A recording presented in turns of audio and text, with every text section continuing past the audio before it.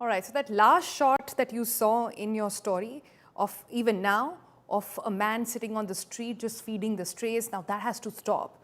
Supreme Court is saying, yes, you are within right to feed them, but you can't just do it anywhere. There have to be designated areas, and that means there will be clearing out of the strays from other spaces, especially residential societies. Now, joining us next is Shivani Sharma. She's a line trainer, pet parenting consultant as well. Shivani, it's a welcome order. Perhaps Supreme Court has done, which a lot of people thought they could not, which is keep both sides happy. The one key issue that stood out for me in the order was the fact that Supreme Court says if you love them, adopt them, take responsibility for them. Don't just let go of your instincts taking care of a dog by feeding them. What do you have to say about that? How many people are really ready today to adopt a stray? So to begin with, I want to understand when they say adopt, do they mean they want the animals to be taken inside our homes? Or can it be a passive adoption where I look after my community animals, I pay for their upkeep, but they are technically adopted by me, but they remain where they are. So it has to be a practical adoption. I don't think that people are completely ready to take so Correct. many dogs home, but they can be passive adoptions where I can just say yes, I'm responsible for a community pack of dogs, and yes, these are technically not adopted by me, but yes, under my care. So I'm uh, not sure, but from what I understood, they meant that you've got to adopt them. That means they stay in your house, not just on the street. So so that's I'm that's that's my understanding, at least so far. so I feel that's not a very practical ask, and it's not really fair to have such a demand where you say our love is justified only when we take them home.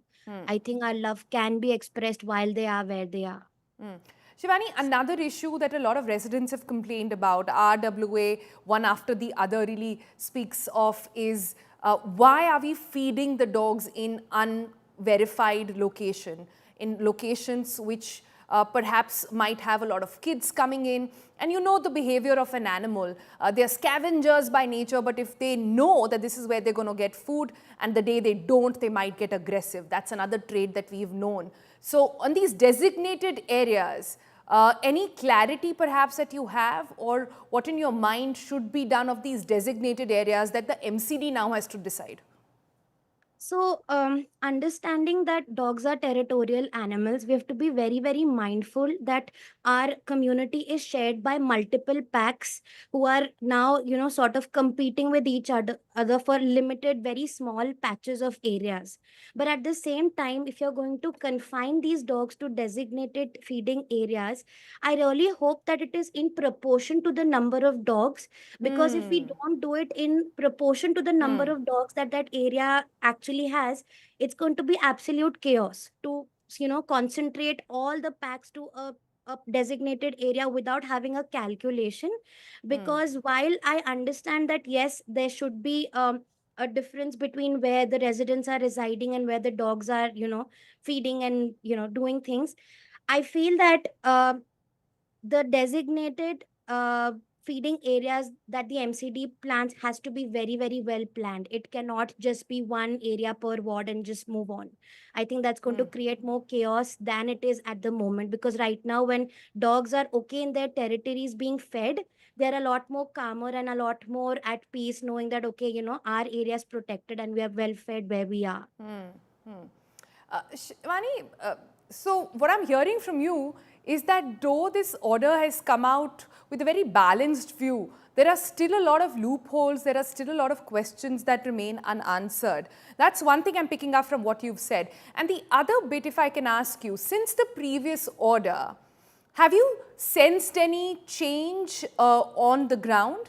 Are you seeing dogs or strays, for example, around your area actually being picked up? Uh, Firstly, yes, I do see a lot of loopholes. I wasn't entirely very happy about the stay when I heard of it. I do want to understand what exactly are they, defining a rabid dog as? What are they defining an aggressive dog as? Are the complaints valid complaints that are going up? Fortunately, I in my area haven't heard of any dog being missing, but I do sense a lot of stress amongst feeders and caretakers about, Hmm. the care, the presence of their dog. So the feeders have become extra alert. They've basically put in a word to guards and shopkeepers to keep an eye for their dogs because they can't be there at all times. But I do sense a lot of loopholes, and I'm genuinely worried about that because till the time we don't have clarity on what are the definitions that the Supreme Court wants to put about aggression. What is your definition of a rabid dog? What are the signs you're going to be looking at? What sort of testing are you putting these dogs through before they're pounded? I am genuinely concerned about these, Got it, missing got it. links. Valid points there, Shivani. You also are a pet parent consultant, right? For Yes. a lot of people watching right now who want to take up strays, and we can't stress enough on it, right? Like take up an indie, don't go for a fancy breed, help those who are already out there and pick up a smaller dog, a pup if possible, instead of a big one, because Yes. then they find adjustment to a home very, very difficult. With these things in mind, for somebody who's curious about sort of adopting a dog at this point from the road, from one of the strays, what would you tell them?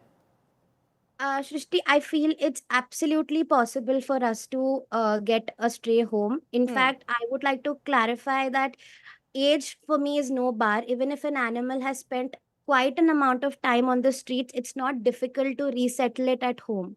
So, behaviorally, it is possible for me to get slightly older dogs as well. I won't just focus on puppies.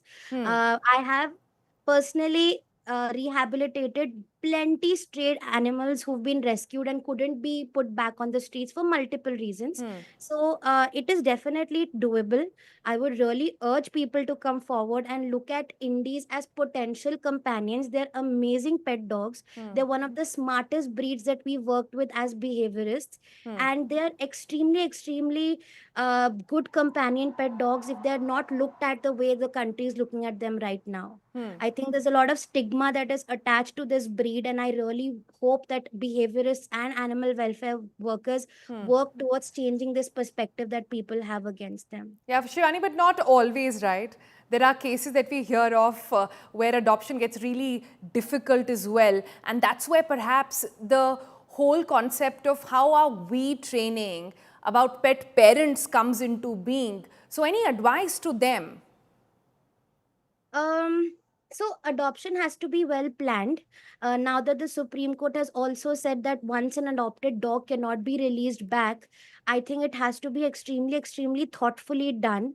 I need the families to prepare to sort of do some research before they look at this, Hmm. because with these adoptions come a lot of responsibilities, and I would expect the families to have basic education of what they're signing up for. Hmm.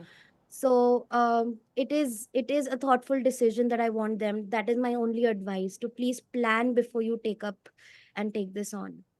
All right, that's sound advice there. Thank you so much for joining us, Shivani, with all those details. Here's to everybody watching. Whoever is curious about getting one of the strays home, please do it with a lot of responsibility and get help whenever required.